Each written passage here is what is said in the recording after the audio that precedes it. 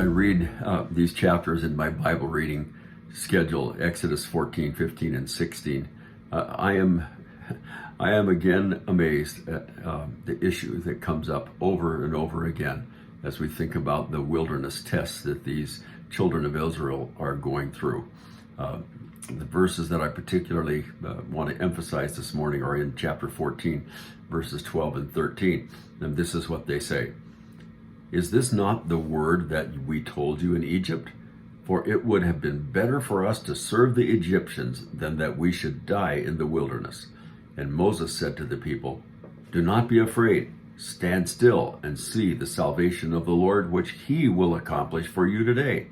For the Egyptians whom you see today, you shall see again no more forever. It's just amazing that in just a couple of verses before these, the children of Israel were crying out to the Lord in fear.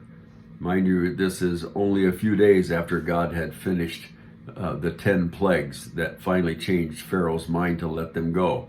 And verse 8 says they went out with boldness. So what happened that now they are in fear of the Egyptians? And for that matter, why do they begin to complain at Marah when the water is bitter? There is within this complaining the realization that their complaining is really against the Lord and not against Moses.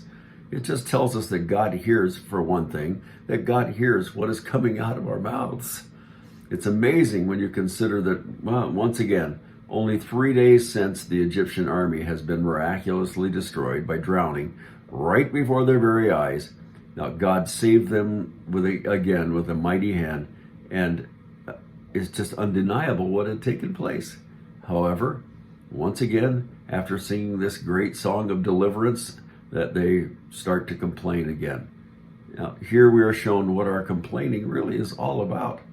We have been saved by God and brought out of bondage of the old life, but it doesn't take long before we begin to gripe and complain. And what do we do when we complain like that? Well, Israel complained about God and his care for them. Was it justified? Well, he had certainly shown them that he had the capabilities with all the plagues and the drowning of the Egyptian army that he could take care of them. So is it a fair question for them to ask or to say, what else could he do? I mean, if he could accomplish all that he did with the plagues, if he could part the waters of the Red Sea, could he not bring them food and water miraculously just as easily? And of course, he did. Just not in the way they were expecting him to bring provision. So once again, as it will be many times more in the history of Israel, the topic of trust comes up. Paul says in Romans 15 verse 4 and 1 Corinthians chapter 10, 11, that they're examples for us. And it seems that this particular issue of trust dominated the thinking of the children of Israel.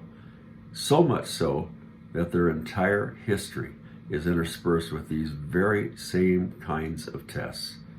And they usually failed. And so will our lives be as we walk in faith, growing in the grace and the knowledge of the Lord. As the tests of life come, we never realized maybe that the valley would be as deep or that the mountains would be so steep, but nonetheless, God is faithful. He is true to his word, and he will answer. Maybe not always like we think or like we would like him to answer, but answer he does. And sometimes the answer is no.